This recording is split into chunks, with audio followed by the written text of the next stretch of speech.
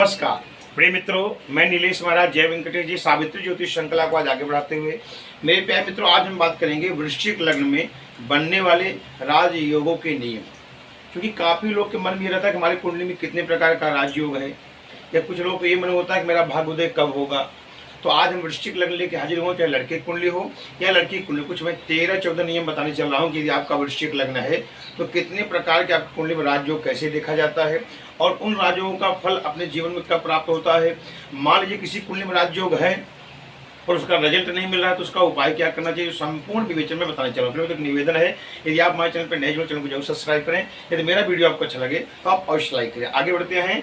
आज का जो मुख्य विषय है वृश्चिक लग्न में बनने वाले राजयोग। तो देखिए, अपनी कुंडली आप देख सकते हैं, या आपकी कुंडली हो तो उसको भी सामने रख करके देख सकते हैं। ये है पहला घर। अगर पहले घर में 8 अंक आपको दिखाई दे, 8 अंक लिखा आपको दिखाई दे तो समझ लीजिए आपका लग्न जो है वृश्चिक लग्न है। कुंडली का 12 भाव होता है। ये पहला भाव है। 1 2 3 4 5 6 7 8 9 10 11 12, ये कुंडली का 12 भाव है। प्रिय मित्रों, पहला नियम मैं बताने चल रहा हूँ, यदि आपका वृश्चिक लग्न है तो मंगल तृतीय भाव में हो और गुरु पंचम में हो और शुक्र सप्तम में हो और चंद्रमा नवम में हो और सूर्य 10वें भाव में हो, ये प्रबल राजयोग बनता है। जैसे कुंडली के हिसाब देखिए, क्योंकि ये स्व राशि होकर के अपने अपने घर में बैठी है। मंगल तृतीय में यहाँ बैठेगा तो समझिए मंगल यहाँ अद्भुत, क्योंकि मंगल मकर का उच्च का हो गया। अब शुक्र गुरु आपके पंचम भाव में बैठा हो तो मीन का स्वामी गुरु हो गया, स्व राशि गुरु हो गया। यदि शुक्र आपका सप्तम में बैठा है तो वृषभ का स्वामी शुक्र हो गया। भाग्य के 9वें भाव यहाँ चंद्रमा यहाँ बैठा हो तो कर्क का चंद्रमा स्व राशि हो गया। और 10वें में यदि सूर्य बैठा हो तो ये स्व राशि का जो है सिंह का सूर्य हो गया। सलता समझ लीजिए आपका वृश्चिक लग्न है। अगर आपने कुंडली देखिए, मंगल यहाँ तृतीय भाव में बैठा हो, गुरु पंचम में बैठा हो और शुक्र सप्तम में बैठा हो, चंद्रमा भाग्य में बैठा हो, 9 में बैठा हो और सूर्य 10वें भाव में बैठा हो, ये प्रबल राजयोग बनता है। जिनकी वृश्चिक लग्न कुंडली होगी, जब मंगल का या गुरु का या शुक्र का या चंद्रमा का या सूर्य का, जब इन ग्रहों की महादशा आएगी, अंतर्दशा आएगी, तो व्यक्ति 0 से हीरो बनेगा और उच्च पद पर अपना नाम रोशन करेगा।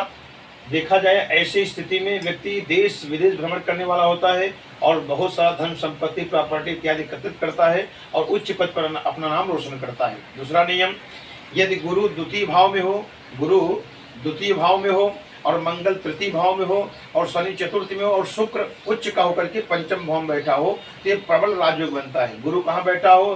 धन भाव में, यानी द्वितीय भाव ये है। आपने कुंडली देखी, यदि गुरु यहाँ विराजमान है आपकी कुंडली में और मंगल यहाँ बैठा हो, ये मकर का मंगल उच्च का हो गया। यदि आप कुंडली में गुरु यहाँ बैठा है और मंगल यहाँ बैठा है और उसके बाद शनि चतुर्थ होकर बैठा हो, शनि यहाँ बैठा हो और यहाँ आपका शुक्र, क्योंकि मीन का शुक्र आपके घर में यहाँ बैठा हो, सरलता समझ लीजिए शुक्र यहाँ होना चाहिए, तो यहाँ मीन का शुक्र उच्च का हो गया। आप उसके बाद ये प्रबल राजयोग बन जाएगा जब आपकी वृश्चिक कुंडली होगी और गुरु यहाँ बैठा होगा। द्वितीय भाव से धन भाव कहते हैं, कुटुंब बाड़ी आंख का, तो धन भाव में अगर गुरु स्वास्थ्य होकर बैठ जाएगा तो प्रबल राजयोग बन जाएगा। मंगल तृतीय में बैठा होगा तो मंगल यहाँ उच्च का हो गया तो प्रबल राजयोग बन जाएगा। अगर शनि आपका चतुर्थ भाव में बैठा है क्या है, प्रबल राजयोग बन गए, से बोलते हैं शस्य राजयोग। शस्य राजयोग जो है पंच महापुरुषों में आता है, अद्भुत राजयोग होता है।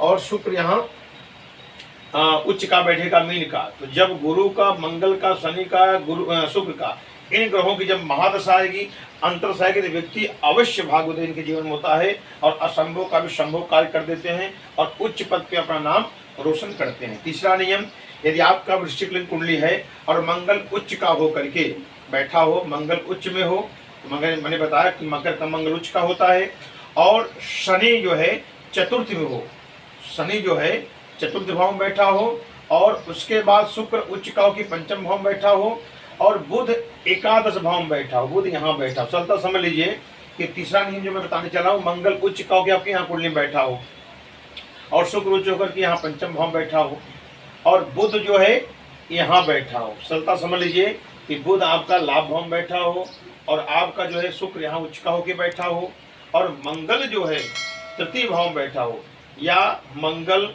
शुक्र और बुध का युति होकर के पंचम भाव में बैठा हो या लाभ भाव में बैठा हो या तृतीय भाव में बैठा हो, या मंगल शुक्र और बुध युति होकर के केंद्र में बैठा हो या तो 1 5 9 भाव में बैठा हो, तो ये प्रबल राजयोग बनता है जब मंगल का और शुक्र का और बुध का जब महादशा आएगा, अंतरदशा आएगा, तो व्यक्ति उच्च पद पे अपना नाम रोशन करता है। चौथा नियम, दसम भाव में बुध शनि हो और राहु मंगल छठवें भाव में हो, तो ऐसे जातक राजयोग बनता है, उनकी कुंडली में प्रबल राजयोग बनता है।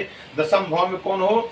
बुध और शुक्र। दसम भाव कहाँ है? दसम भाव ये है 1 2 3 4 5 6 7 8 9 10। यदि दसम भाव में बुध और शनि हो, यहाँ कुंडली में बुध और शनि एक साथ होकर बैठा हो, और राहु मंगल कहाँ हो? छठवें भाव में। छठवां भाव ये है, यहाँ अगर राहु मंगल छठवें घर में बैठा होगा, तो जब राहु मंगल का या बुध शनि का जब महादशा आएगा, अंतरदशा आएगा, तो व्यक्ति प्रबल राजयोग बनता है वृश्चिक लग्न वालों का, और ऐसे व्यक्ति ऊंचाइयों पर अपना नाम रोशन करते हैं। छठवां नियम, पांचवां नियम, दसम स्थान में गुरु और बुध और शुक्र एक साथ बैठा हो।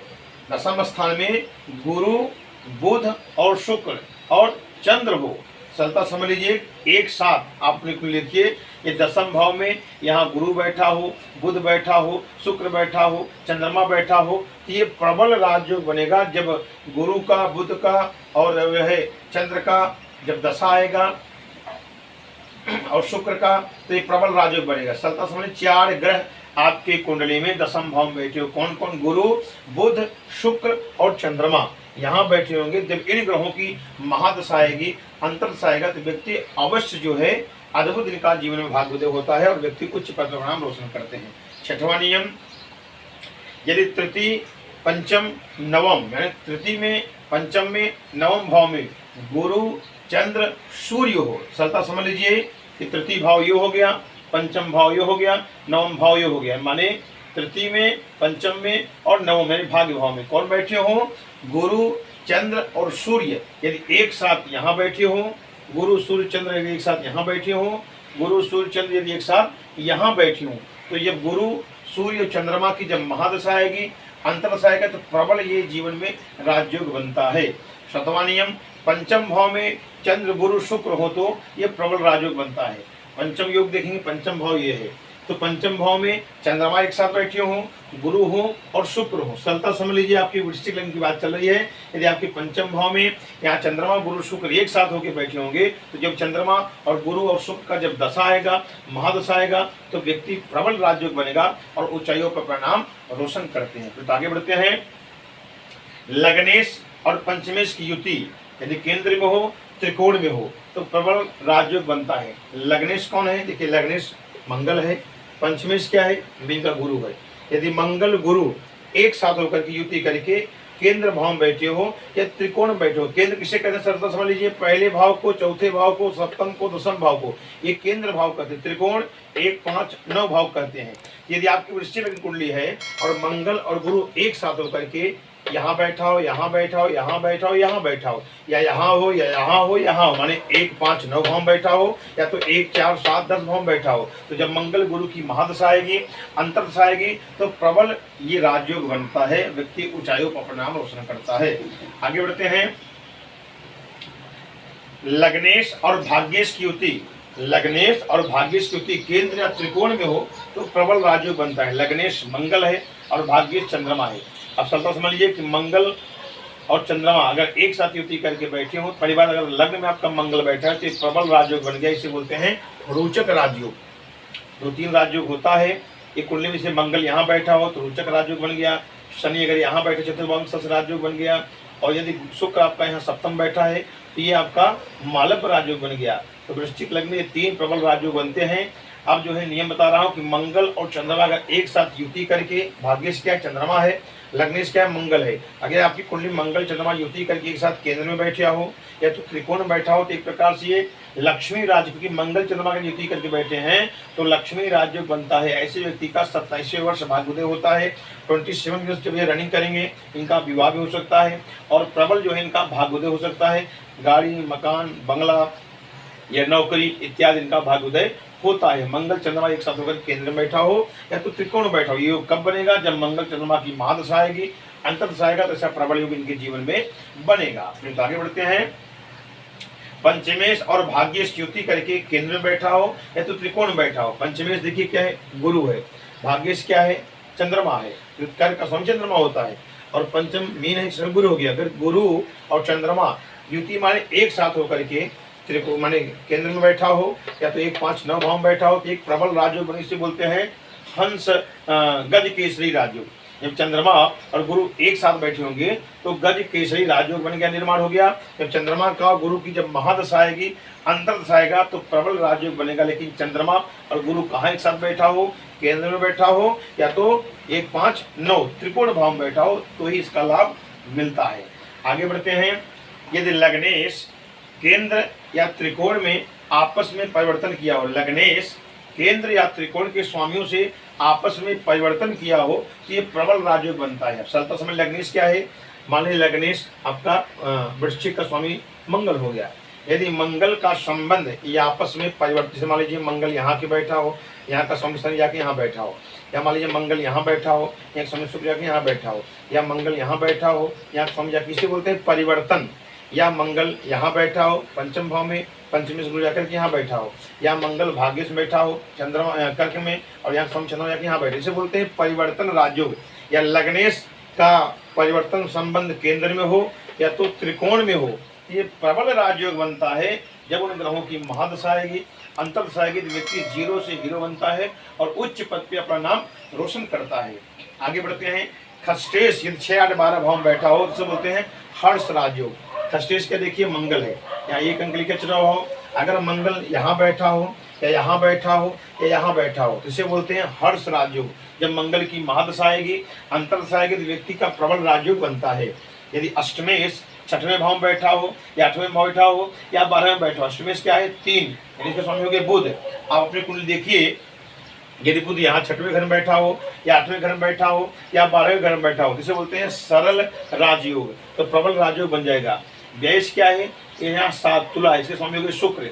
यदि शुक्र यहाँ बैठा 6वें भाव में, या 8वें भाव में बैठा हो, या 12वें भाव में बैठा हो, इसे बोलते हैं विपुल राजयोग। जब शुक्र की महादशा आएगी, अंतर्दशा आएगी, तो व्यक्ति प्रबल राजयोग बनेगा। व्यक्ति देश विदेश भ्रमण कर सकता है, क्योंकि यहाँ तुला का स्वामी शुक्र 6वें भाव में बैठा हो, या 8वें या 12वें, विपुल राजयोग बनता है और व्यक्ति ऊंचाइयों पे अपना नाम रोशन करता है। और मुख्यतः 3 राजयोग प्रबल बनता है। यदि मंगल लग्न में, जो मैंने आपको बताया, यहाँ रोचक राजयोग बन गया। शनि यहाँ चतुर्थ भाव में बैठा हो, तो कुंभ का शनि यहाँ शशि राजयोग बन गया। यदि शुक्र यहाँ बैठा हो सप्तम में, तो आपका मालव राजयोग बन गया। ये अद्भुत 3 राजयोग बन गया। और जो कुछ नियम मैं 13 बताया, यदि आपकी कुंडली में ऐसा योग दिख रहा है, तो प्रबल राजयोग बनेगा। मान लीजिए आपका योग है और आपको लाभ नहीं मिल रहा है, तो क्या करना चाहिए, लग्नेश और भाग्येश, लग्नेश और भाग्येश और पंचमेश को मजबूत करिए, क्योंकि लग्नेश व्यक्ति स्वयं है। तो आप जो है मूंगा रत्न पहन सकते हैं, या मंगल की आप उपासना कर सकते हैं, या आप हनुमान जी का व्रत धारण कर सकते हैं, हनुमान चालीसा का पाठ करें, इससे भी आपका प्रबल योग बनेगा। भाग्येश देखिए क्या है, कर्क का चंद्रमा हो गया, तो आप जो है मोती रत्न धारण कर सकते हैं। और भगवान शिव की आप पूजा करके, वो चंद्रमा कहाँ है, शिव के मुकुट पे हैं, तो आप भगवान शिव की पूजा कर सकते हैं, महामृत्युंजय इत्यादि कर सकते हैं, इससे भी आपका भाग्य प्रबल योग बनेगा।